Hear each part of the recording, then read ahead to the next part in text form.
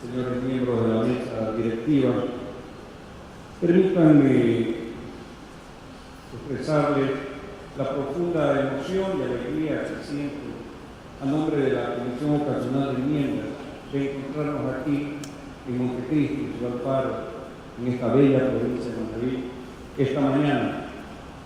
Permítanme también agradecer la bienvenida, el anuncio del trabajo de esta comisión que realizó su excelente representante manavita, la asambleísta Lindsay Larrea. Muchas gracias por todo el apoyo a que la comisión esté el día de hoy aquí. Saludar a todas las autoridades, pero principalmente saludar a la ciudadanía, a ese pueblo manavita que se encuentra aquí presente una vez más, dispuesto a dialogar sobre un tema fundamental para el quehacer de la República, como es el tratamiento de la posibilidad de enmiendas constitucionales. Y digo el tratamiento de la posibilidad de enmiendas constitucionales porque de lo que vamos a hablar el día de hoy, de lo que va a dialogar la ciudadanía con sus asambleístas el día de hoy y lo que va a tratar esta comisión los próximos 11 meses, es un encuentro ciudadano que tiene como finalidad última el hacer que la Constitución, esa que se aprobó aquí en Montecristi, aquí en Manaví, que después fue ratificada por todos y la gran mayoría de ecuatorianos y ecuatorianas, se pueda mejorar, pero mejorar en función de poder darle a la gente mayores derechos, mayores garantías. Esta comisión va a tratar durante estos meses, dentro de la discusión a nivel nacional, de profundizar desde la ciudadanía criterios que permitan abonar en estas enmiendas a esos derechos. Cuando ustedes revisen los 16 temas que se van a tratar en las enmiendas, van a poder entender el contenido de mis palabras. No tienen otra finalidad que dar ese empoderamiento a los ciudadanos de mayores derechos.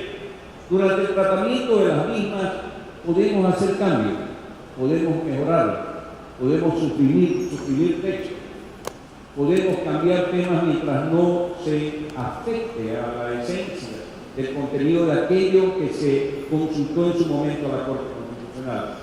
Que conozca la ciudadanía que la presencia de esta comisión ocasional establece exactamente a lo que dice y ordena la ley de la República y la Constitución política. La institucionalidad de la Asamblea Nacional está presente para, a través del camino de la enmienda constitucional, hacer hoy el inicio desde Montecristi de un proceso de conversatorio, de diálogo ciudadano, para conocer las cosas que se tienen a favor, las cosas que se tienen en contra, los temas que se quisieran aumentar, los temas que se quisieran eliminar, desde todos los estamentos. Esto no es una confrontación con la oposición, eso no ha venido a la Asamblea Nacional. Este es un debate de posición, con el único y exclusivo fin de mejorar los derechos ciudadanos contenidos en la Constitución. Por lo tanto, todos los aportes que ustedes hagan serán bienvenidos. Voy a hacer un resumen en pocos minutos, que son los que se me conceden en esta sesión, de cuáles son los temas que abordamos dentro de las enmiendas. Además, voy a hacer énfasis en cada tema en que tengan mucha puntualización en determinar que todos sirven para mejorar derechos ciudadanos, que le quitemos el contexto político y que veamos en la practicidad, en lo pragmático, si realmente esos derechos se permiten mejorar a través de los contenidos que hoy comienzan a discutirse aquí en Montecristi. Creo que tengo una presentación. La enmienda constitucional, como les decía, es el mecanismo legal que está en la Constitución política. Esta que no afecta derechos de los ciudadanos porque no los transgrede, y esta además que no afecta la estructura del Estado porque no elimina nada. El Ecuador sigue teniendo un régimen presidencialista, es un Estado republicano, es un régimen democrático con sus instituciones intactas. Primera premisa, no afecta la estructura del Estado y por eso es evidente que la Corte Constitucional dio el procedimiento que emitió, que al no afectar, la Asamblea Nacional puede dar el tratamiento de esta enmienda tal como lo estamos haciendo el día de hoy. Siguiente lado. Y esta solicitud de enmienda constitucional Nacional fue presentada el año pasado por asambleístas del Movimiento País y, como dije, la Corte determinó la viabilidad de 16 de los temas que fueron presentados porque no afectan la estructura del Estado y porque no transgreden ningún tipo de derecho. Y luego de eso, la Asamblea, el plenario de la Asamblea, de acuerdo a lo que dice la Constitución de la República, conformó la comisión ocasional que me honro de presidir y que hoy asiste aquí en Montecristi, su integralidad del respeto. Siguiente.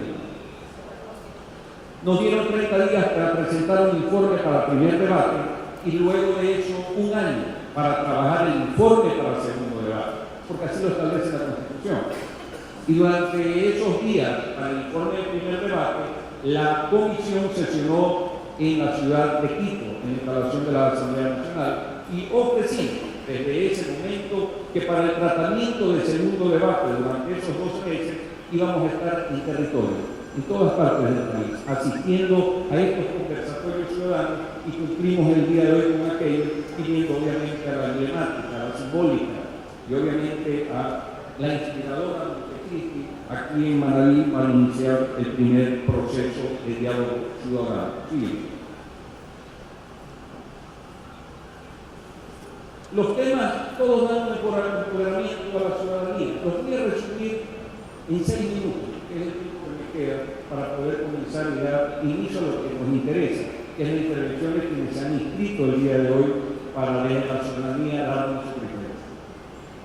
La consulta popular es un tema que en la enmienda tiene que ver con la facultad de que los gobiernos autónomos, las personas del gobierno autónomo, la ciudadanía, puedan hacer consultas sobre determinada materia. ¿Cómo está la Constitución hoy? Cualquier gobierno autónomo, cualquier espacio ciudadano desde las autonomías puede hacer una consulta sobre cualquier tema sin distingo alguno. ¿Qué contradicciones puede traer eso? Que, por ejemplo, la ciudadanía de Puerto Viejo decida hacer una consulta de si el metro de Quito es pertinente, o la ciudadanía de Guayaquil decida hacer una consulta si está bien que los puertos artesanales se hagan en Manaví y en Santa Elena. Ese despropósito es el primero que se quiere corregir de una manera adecuada, aclarar a través de la enmienda que guarda relación con este tema. Siguiente. En cuanto a la reelección, para que vean que no les doy orden de privilegio en el uno y en el otro, tenemos 16 turnos. No hablamos jamás de reelección indefinida. En ninguna parte del texto se habla de reelección indefinida. Esos textos están para los grupos que quieren de algún momento, en alguna forma, deslegitimar el trabajo de la Corte. Lo que sí se habla es de la posibilidad que hoy no existe en la Constitución política, una posibilidad adicional de que si alguien quiere pueda volver a votar por una autoridad que ya cumplió los pedidos. Ya no sea presidente, ya no sea alcalde, ya no sea asambleísta. Esa posibilidad no existe. Pero el hecho de que exista no significa que necesariamente la va a aplicar la ciudadanía.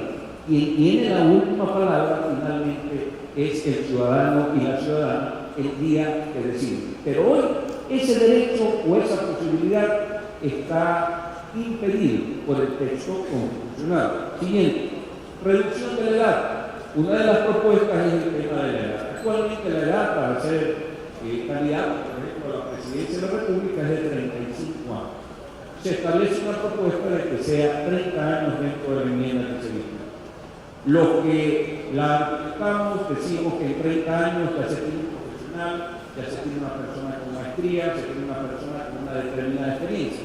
Más aún cuando ahora desde los 16 años ya hay la facultad, ahí no obligatoria, por lo tanto es una propuesta para la discusión ciudadana.